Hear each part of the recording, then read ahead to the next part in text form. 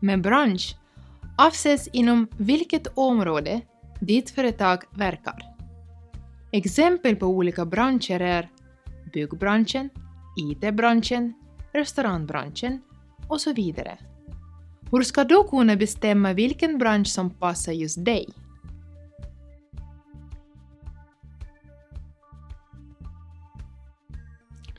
Att starta ett företag är ett långsiktigt åtagande. För att du i längden ska kunna bibehålla motivationen behöver din verksamhet basera sig på dina intressen. Helst ska du tycka om att utföra ditt arbete och känna iver att växa som entreprenör och yrkesperson. Annars är det lätt hänt att du tappar gnistan när du möter motgångar och problem. Det är lättare att påbörja verksamhet inom en bransch som du känner till sedan tidigare och har kunskaper inom. Ju bättre insikt du har i en viss bransch, desto mer kapabel är du att avgöra huruvida den är rätt för dig som företagare. Att besitta kunskaper sedan tidigare innebär också att du snabbare kan bli konkurrenskraftig på marknaden. Om du är nybörjare kommer inlärningsperioden att vara längre och det kan dröja innan du är så kompetent att du kan börja erbjuda dina produkter eller tjänster till försäljning. Du behöver välja en bransch där just du kan hitta kunder och skapa en marknad. Innan du bestämmer dig för att starta ett företag ska du göra en analys av konkurrensen inom just den bransch du har tänkt välja. Vad innebär det att analysera konkurrensen?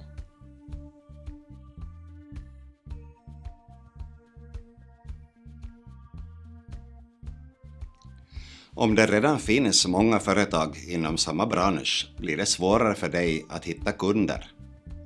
Om du till exempel planerar att starta ett företag som utför renovering i privatpersoners hem behöver du ta i beaktande hur många företag som redan erbjuder liknande tjänster på samma område. På en marknad som redan har många aktörer är det ännu viktigare att ditt företag kan erbjuda något som är bättre eller annorlunda än de andra. Är du en skickligare snickare eller kock än alla andra i nejden?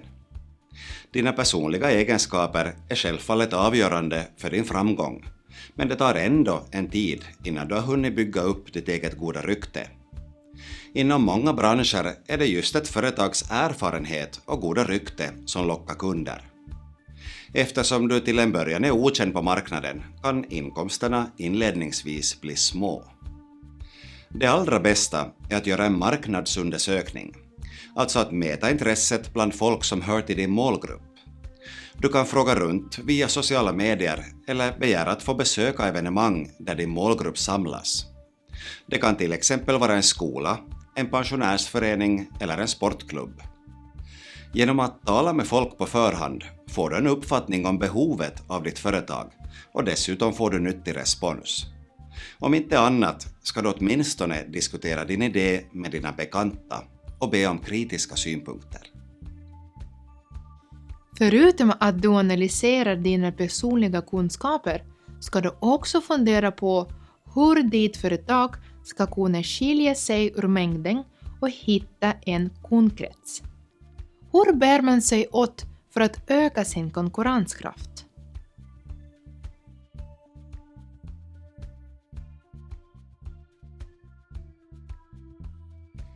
Förutom konkret skicklighet i yrke finns det andra sätt att utmärka sig och locka kunder på. Ett sätt kan vara att erbjuda service som är bättre eller mer omfattande än konkurrenternas. Öppnar du till exempel en frisersalong så kan du eventuellt erbjuda generösare öppethållningstider jämfört med andra salonger. Du kan ha öppet kvällstid när de andra stänger redan på eftermiddagen.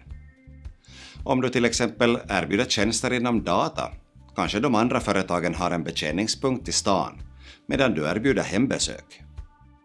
Att erbjuda god service är å andra sidan inte gratis. Gör du hembesök måste du troligtvis ha en bil som tar dig hem till kunden. Om du vill erbjuda generösa öppethållningstider måste du vara beredd på att offra mera av din egen fritid.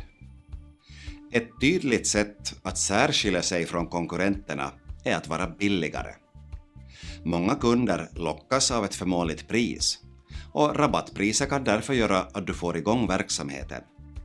Frågan är hur billigt du kan eller vill erbjuda dina produkter och tjänster. I det långa loppet måste ditt företag generera vinst för att det ska kunna överleva. Och i en bransch som redan har många aktörer kan prisnivån redan ligga på en låg nivå. I många branscher är konkurrensen redan hård, vilket kan få en blivande företagare att vilja erbjuda något så unikt som möjligt. Är det då alltid positivt att lansera en helt ny idé? Eller kan det också finnas nackdelar med det?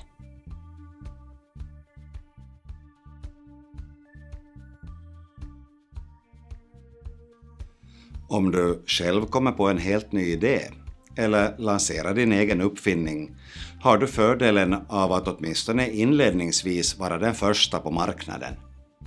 Då har du ingen konkurrens om kunderna. En sådan situation kan vara väldigt positiv, men riskerna är också stora. Din produkt eller tjänst är helt obekant för potentiella kunder och risken är därför att du missbedömer behovet på marknaden. Kunderna kanske inte inser storheten i din idé på samma sätt som du själv gör.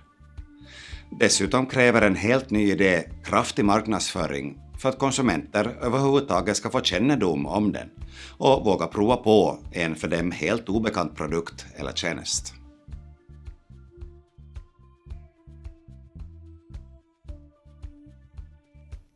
Om du väljer en bransch som du är genuint intresserad av och kunnig inom, är chansen till framgång större. Ta reda på kundernas behov och konkurrenssituationen i din bransch och på ditt geografiska område. Att lansera en helt ny idé innebär stora möjligheter, men också stora risker.